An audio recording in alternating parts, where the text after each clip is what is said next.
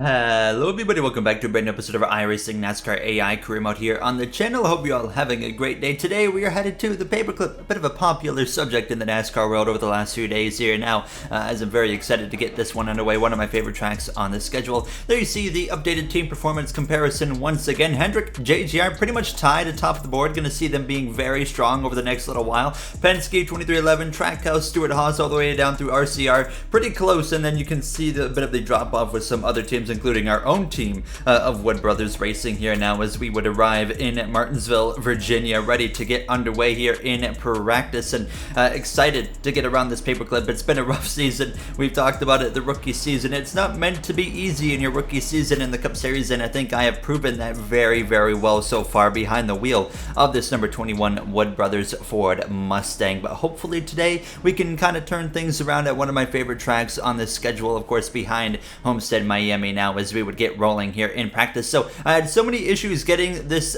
paint scheme collection to load. I finally found a way to get most of it to work. There was about 2 or 3 cars that didn't load. I think it was BJ McLeod, Kevin Harvick, as well as Michael McDowell, if I'm not mistaken, were the 3s. So you're going to see a couple of few cars that are not going to be loaded here, unfortunately, in today's episode. But we got about 95% of them to load, and that was good enough for me, including Ryan Preece's official paint scheme made by Martin Roberg, you'll see on the track from this point on as well. Practice, it was going okay here. I was pretty happy with how the car was driving as I was behind the 16 of Jay Cook there briefly, just trying to, of course, follow some others around this track, see what I'm doing right, see what I'm doing wrong, but I was overall happy with where I ended up in actually the top 10 on the board in free practice. So we come through into qualifying for the 2 laps, our first night race of the season, by the way, so I'm excited for that. Racing under the lights for the first time aside from the Daytona duels here now. But we get our qualifying lap underway. Denny Hamlin was currently top of the board with Kyle Larson, Chastain, Elliott, Reddick there in the top 5 through turn 1 and 2. Pretty good now. So in Martinsville, just like in real life and on iRacing, you got to go up to 4th and you got to downshift into 3rd here into every corner with this next gen car. What you don't want to do, however, is exactly this. I actually spun it around on the exit of turn 4. So my first lap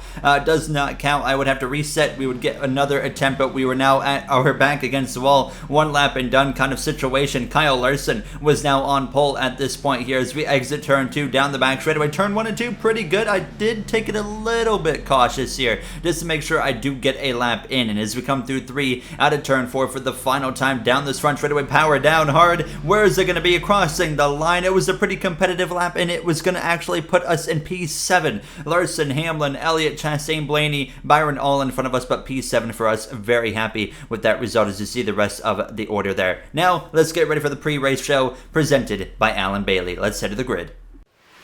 Tucked away in the hills of Virginia is one of NASCAR's oldest racetracks, Martinsville Speedway in Martinsville, Virginia. I'm Alan Bailey with live coverage on ARN. Yes, a lot of people call it the paperclip because it's essentially 2 drag strips followed by 2 U-turns. This half mile is one of NASCAR's oldest racetracks, and yet it's one of the hardest short tracks to master in the Cup schedule. It all comes down to track position and making your car rotate off these corners in order to get a run into the turns. However, we could see a little bump and run action, and things could get physical with some of these drivers. Rivalries will be renewed and made today out at Martinsville. Massive thank you to Alan Bailey, as usual, for the spectacular job he does in the pre-race now as we're going to be underway in Martinsville. Now, you're going to notice the AI go quite early here now without the restart zones. I'm still, like I said, talking about or looking at using the restart zones here, just hoping that it doesn't cause issues, because I have seen it cause issues, more issues than none. So, you can see Chase Elliott getting into 2nd place. I myself with a great start, passing the 24, passing the one of Ross Chastain, up the inside of Denny Hamlin in that FedEx Toyota Camry, and then I'm going to follow through with my Alliance teammate of Ryan Blaney here as we exit turn 4 across the line. So ending lap 1 from starting P7, now over to P4. Now actually trying to look up the inside of that number 12 Worth Ford Mustang here, down the spike straightaway, and here we go, side by side into turn 3, 115 lap race here now as we're going to go a little bit wide in turn 3, nearly to the side of Blaney. We let him get clear on the exit of turn 4, but but stages, pretty simple. Stage 1 ends at the conclusion of lap 25, stage 2 at the conclusion of lap 55. As you can see, myself chasing the car up the track there on the exit at turn 4. That opened the door for that. NASCAR's newest superstar, Ross Chastain, up the inside. He's going to pass us there, take the position as we exit turn 2, so we fade down another spot, and immediately I could tell that the race pace was nowhere near as good as the qualifying pace was in this car. Usually it's the opposite. I got way more race pace than qualifying pace. However, this time around, we qualified good, but I could tell I was in trouble. I was struggling really hard, overdriving turn 1. Kyle Busch now up the inside on lap 7 here now, and I was starting to question if we were even going to be able to hold on to stage points with how quickly I was starting to lose ground. Look how far Kyle Busch had gotten out before lap 10. Now Tyler Reddick up the inside of myself, bringing Joey Logano, and right here, I'm gonna kind of get stuck on the outside, and when you get stuck on the outside in Martinsville, well, good luck. It's not very promising for yourself, and you can see the results. So Reddick, he's gonna get clear. Logano is gonna be able to get clear, in the Alliance teammate, and then Denny Hamlin's gonna fill that space that I'm trying to get into, and he's gonna get clear as well, and I finally get a space between him and his Joe Gibbs Racing teammates of Martin Truex Jr., followed by Christopher Bell as well. Lap 15 now as we come through out of turn 2, actually settling in now into the 9th position, so holding on to a couple stage points, it looks like here. In stage 1, we've struggled so hard to get stage points so far this season. I wouldn't be surprised if that continues for a while. This car, it's not the strongest car. We're well aware of that here now. Christopher Bell on my rear bumper on the exit of turn 4, lap 18. We lose the rear end. We smack the inside wall with the left front. No caution. NASCAR decides we're going to keep it green. No toe link damage, thank goodness. But the mistake, once again, that I've made so many times this season, that rear end, it just takes off out from under you, and it is so hard to save. But look at that, just how quick it was. I mean, by the time I felt it, I was already going around. Yet another rookie mistake, and that's all on me, just having to be more patient. I just need to be more patient. That's the big thing here. As you can see, Kyle Larson continuing to lead the way here in stage 1. So like I said, NASCAR, they decided to keep it green, so we continue on here now, and we were actually behind the 23 of Bubba Wallace. Now, this was with a couple of laps to go in the stage here, all over the back of that Hubba Bubba, brand new paint scheme, by the way, of Bubba Wallace there. Into turn 1, though, we're going to try and complete this pass on him here now with 2 laps remaining in stage 1, side by side down the back straightaway, right on his door. Certainly leaning on him a little bit here now. Larson started the final lap of the stage. We continue side by side here. I was coming into the pit lane no matter what the AI did at the end of the stage to make sure we fixed the car. I could see visually the damage from here, so that's an indicator that you definitely need to come in and get repairs here now. And here we are, clear of Bubba Wallace on the exit of turn 2. Kyle Larson, he's going to come through lapping the 78 of McLeod, winning stage 1. Elliott, Blaney, Chastain, Kyle Busch all up inside the top 10 with Reddick, Hamlin, Logano, Bell, as well as Martin Truex Jr. all up there in the battle for the stage points. But for us, we were able to get past that 23 Bubba Wallace, but obviously no further than that, and we would immediately head into the pit lane. We were the only driver to pit, so you can see that once I've changed the risky strategy rating for the AI, they are certainly a lot less silly and whatnot. So we come in, we fix the car, get ready for stage 2 as Kyle Larson wins stage 1 here at the Paperclip.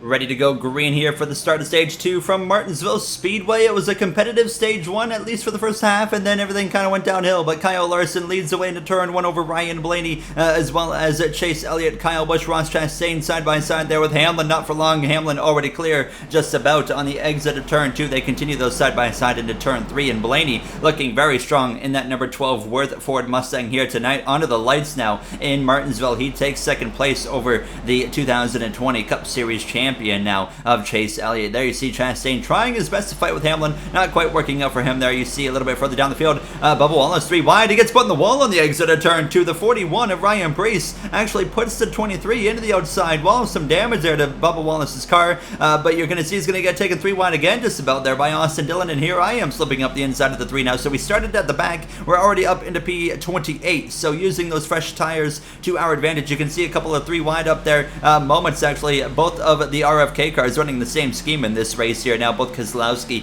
as well as the 17 of Chris Buescher. I'm making it 3 wide here with Ricky Stenhouse Jr. a few laps later, as well as Austin Dillon on the far outside. Nice little scrap there. Close quarters between the 47 and 3. I'm trying to leave as much room as I possibly can, but as well trying to be aggressive, you know, use them up a little bit, try to get myself moving forward here. The 47 backs out of it nearly into the left rear quarter panel of the 3 of Austin Dillon, who gets cleared, and we move up now into P27 as we continue to try and work on that 3, but that 3 car had a good chunk of speed. He actually would get moving his way forward as I was trying to follow him through the pack now. So we get up the inside of the 41 of Ryan Preece, and now we're trying to move up into P26. And at this point, we were running out of time so quick. We had only had 11 laps to go in stage 2. So things running out of time. As you can see, actually a little bit of contact right there with the 41 of Preece now down into turn 1, though. We should be able to clear him as he's going to get held up behind that 23 of BUBBA WALLACE. And now we're going to fight alongside the 2311 driver here into turn 1, lap 46. I sail it off way too deep. I'm going to completely chop off BUBBA WALLACE and open the door for Preece to go by. I'm sure BUBBA WALLACE not very happy with that one, rightfully so. I overshot the corner and nearly destroyed his front end. I'm sure he's going to give it back to me if he gets the opportunity after that one here. Now, as you can see, a battle for the lead heating up. Ryan Blaney all over the outside of Kyle Larson.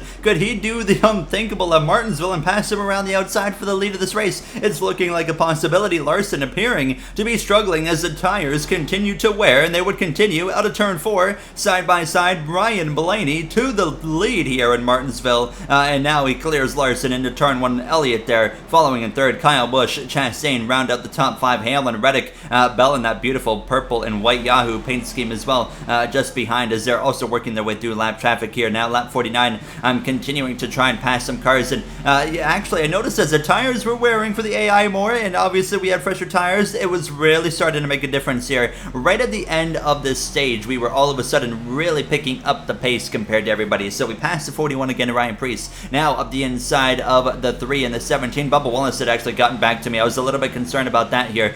So here we are all over the back of that violet defense number 17. So we passed Austin Dillon, and now we're going to get up the inside of Buescher on the exit of turn 2, and we're going to be side by side tussling here for probably the last few moments of this second stage. Kozlowski, Eric Jones, Daniel Suarez just ahead. Suarez having a bit of a rough night here in Martinsville so far. Short track's never really been his big strength here in the NASCAR Cup Series, especially this season in 2022, so not much of a surprise to see him struggling here. However, in real life this past weekend he ran fantastic. Didn't have the finish to show for how good he ran, of course, here. Now coming to the final lap though of the stage, still side by side with the 17 of Chris Buescher. He's not giving it up. I'm not giving it up either. He's putting up a great fight there, and that number 17 on the outside. But up at the front, it's Ryan Blaney who would come through to win stage 2. Haley barely holding on to the lead lap. Larson, Elliott there in third. Busch 4th. Hamlin 5th. Chastain 6th, 7th, 8th, Harvick as well, Kurt Busch and Alex Bowman inside stage points there, as we do get beat to the line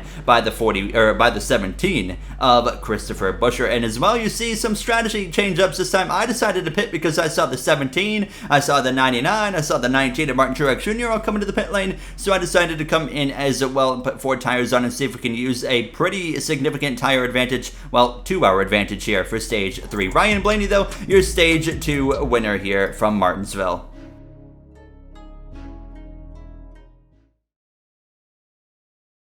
Ready to go for stage 3 from Martinsville at the paperclip. Larson, Blaney, your stage winners. Next episode, Bristol Motor Speedway. Not Bristol Dirt, because we don't have Bristol Dirt AI yet for the NASCAR Next Gen car, so we will not be having that. It'll be the paved Bristol as stage 3 gets underway. Ryan Blaney in command. I think it's going to be very difficult to beat him unless as well someone is able to capitalize on some, say, lap traffic or something, because here in stage 3 it's been a calm race so far. It could go green from start to finish here in stage 3, which means the lap traffic would absolutely play a big role. Larson out of the groove right there. He's going to go from winning stage 1 to dominating stage 2, losing it at the end, to now falling down to 4th place behind the FedEx Toyota Camry of Denny Hamlin. Again, Larson up and out of the groove a little bit. You kind of saw him shoot up a few lanes, and now Reddick is trying to slip up the inside. Larson, though, stays clear down into turn 3. Now Hamlin is going to try and do the same thing Larson does. He's out of the groove. You can see him slipping and sliding there. The tires continuing to wear. None of these guys have even pitted in this race, so not surprising. Larson's back up the inside, and now he's going to try and retake 3rd place here. Now you see Kyle Busch, Chastain, I think the 4 of Harvick as well on the outside there. 3 wide we were with Truex and the 7 of LaJoie. Keep in mind, these are all the cars with fresh tires. Truex, myself, the 99 of Suarez, so I'm trying to be the first car on fresh tires and get aggressive here. And sure enough, we would be exactly that. We're going to pass the 99 Comscope Trackhouse Camaro down into turn 1, and we're continuing to move our way forwards here into this top 25, and it was just a matter of time until we would run down the 47 of Ricky Stenhouse Jr. in that Reese's number 47, and sure enough, we pass him very easily in one corner and clear him now out of turn 4. So up to the now inside of Austin Dillon to the back of the 41 of Ryan Parise here, who's trying to make a run for the playoffs with Stewart-Haas Racing. You're still going to see Cole Custer potentially in a Stewart-Haas car this season, like I mentioned, just not full-time due to his playoff eligibility taken away due to the Daytona 500 accident that he caused on the final lap. However, he could be back full-time with SHR next season, or maybe even in an Xfinity program here, so we'll have to wait and see what happens with Cole Custer's future in the Cup Series. Clear of Ty Dillon now. We continue moving our way forwards now up to P21, lap 73 of 115, 43 laps to go. Blaney continues to lead over Elliott and Larson, and here I am up the inside now of Michael McDowell. We're going to get aggressive again, 3 wide up the inside, down into turn 3. We have the tire advantage. We can't just sit back. We got to be aggressive here now. We don't got to be too aggressive, but we do got to get aggressive enough, I guess, to say, to move our way forwards here, into the top 20 at least here now, as we've been basically playing catch-up all race long since I had that little self-spin on the exit of turn 4 to the inside wall. It's been trying to catch up this whole time. Ryan Blaney continuing to lead the way. Look at the gap he has over Chase Elliott. Denny Hamlin again actually passing Kyle Larson, trying to bring Tyler Reddick with him this time. Reddick couldn't complete the pass on the 5 earlier. I don't think he's going to complete it this time either. No, he will not. Kurt Busch having a great run, by the way, in that Monster Energy number 45. You see Reddick there still working on that number 5 of Larson. There you see Logano, Byron, Harvick as well, Keselowski, and now myself going around the outside of the 23 of Bubba Wallace here, trying to follow Eric Almirola. We had a bit of a run-in earlier with that 23 of Bubba Wallace, so I was trying to be careful with how I raced Bubba here in these closing stages. Nearly clear of him down into turn 3, not quite enough. I might have been clear for like a second, and I could have jumped down, but it wouldn't have been a very smart thing to do. Out of turn 4, continuing to try and clear him this time. Once again, just about clear that time. He's still there, just barely at my left rear quarter panel now, as we're just trying to get on that throttle as hard as possible. I really throttle up that time. We clear him by about a car length and a half here as we head down into turn 3, and Bubba's going to dump us into the corner. He sends it in there and turns us around into the outside while the caution's going to fly here in Martinsville. What the was that? Well, he just absolutely dumped us into turn 3. We cleared him, that he kind of just hit us in the left rear into the corner. So I was pretty aggravated in the moment trying to run down the 23, and then I was like, okay, let's just calm it down. Let's just go to the back here. On board with Bubba Wallace, who just dives into the corner and just hooks us. I mean, absolutely nothing I can do right there, just along for the ride. And, you know, we had the run in earlier with Bubba, and there it is again. He just simply drives in to my left rear, and around we go. I think we can all agree as we're going back green with the season we've had so far, it was just a matter of time until somebody got fed up and turned me around, and Bubba said absolutely no brakes for you after everything you've done this season, and took me out. I don't even blame him. I mean, I would have done the same thing to me as well here. Now as we get aggressive on the restart now, I'm heated, I'm trying to get going, and there's less than 30 laps to go. Contact with the 78 on the restart into turn 3, and we nearly loop it around. We do loop it around into the side of the 34. Both of us go around into the inside wall goes McDowell. NASCAR's keeping it green. No cautions come out. They're continuing to race. Ryan Blaney's leading over Denny Hamlin as well as Kyle Larson. What in the world has happened? That was simply, I had contact with 78. I lose control, and then I got on the curbing and I spun off the curbing here now. So I passed the 34 McDowell, get back going, and then the leaders would run down the 34 McDowell within a few laps. He was way off the pace, and Ryan Blaney is now getting passed by Kyle Larson because Hamlin went from 2nd to 4th, and here goes Kyle Larson up the inside, your Circuit of the Americas winner, now trying to pick up another victory here in Martinsville. Hamlin slips up the inside of the 22 of Joey Logano as they're side by side for 1st and 2nd and 3rd and 4th as well, and Blaney, well, he's known for giving up wins late in races, and sure enough, there it is right there. That might be the same scenario this time. Larson to the lead of this race here now in Martinsville. He won stage 1. He was so strong early, but it was not over. Hamlin passes Blaney, and they're still stuck behind the 34 of Michael McDowell, and here goes Denny Hamlin to the inside of Kyle Larson now, and he's going to go and take the lead of this race late in Martinsville under the lights, and now he is going to try and say see you later and drive away and get past that 34 of McDowell as well. You see Reddick there side by side with that Raptor number 24, some of the battles going on throughout the rest of the pack. So no caution ever came out, and I was trying to, of course, work my way back forward, and we had some damage, obviously, on the right front of the car, but we were actually moving our way forward pretty well, and I was actually told on the radio NASCAR not very happy with what happened, and they wanted to talk after the race, and I think it's going to go a little bit further than that, maybe a talk with Roger Penske as well going into the next episode here now, because that's just continuing a trend of meltdowns, you could call it, kind of, here in our rookie season. But we just rode around and tried to close the gap to anybody we could. 5 laps to go, and we had finally run down Ricky Stenhouse Jr., but this is only for 31st place that we were about to be battling for. Bubba Wallace, I mean, completely unraveled our race even more than it was already unraveled, and here we are up the inside of the 47 with just a few laps remaining, passing the 47, but I'm not going to be able to get any further than that. The gap is too much to get to the 31 of Haley. So to the final lap here, Denny Hamlin in control here since he took the lead late in this race. Blaney would get back up to second, run him down, but just kind of ran out of time as he made one last push down this back straightaway into turn 3. Dominant performance all day long from Denny Hamlin as he picks up the Martinsville victory and punches his ticket to the playoffs. Denny Hamlin back on top here in Martinsville, a track he's won many times before. Now as everybody's coming through to cross the line, there you see Bubba Wallace, Eric Jones, Suarez, Corey LaJoie, Jay Cook, and I cross the line here behind the 31 of Justin Haley for a very disappointing 31st place finish, and I was wondering where the 23 of Bubba Wallace was. That was really what was on my mind at this point. We found him, made sure to give him a little bit of a shove here on the cooldown lap, letting him know we were not very happy with what happened here, and as well go and give him a little bang on his door right there, but other than that, try to move on from how that ended. We'll have some important talks with maybe some Roger Penske in the next episode. You see the finishing order there on your screen as well. We'll take a quick look at the points before we wrap things up. As always, if you guys enjoyed it, you know what to do. I'd like to thank you all for the support on this series so far, and hopefully we can have a strong comeback in Bristol after. I think we're going to get a nice stern talking to in the next one. There you see the standings right now. Larson atop of the board, 4 stage wins, 1 race win. You see Ty Dillon currently is the last car in the playoff. Surprise there. We are quite a ways down the order, however, there almost down in the bottom part of the top 20 or top 30, sorry. So it's pretty rough, but I'll see you guys in the next one. Thank you for watching. Let's step it up in Bristol. Have a great day, everybody.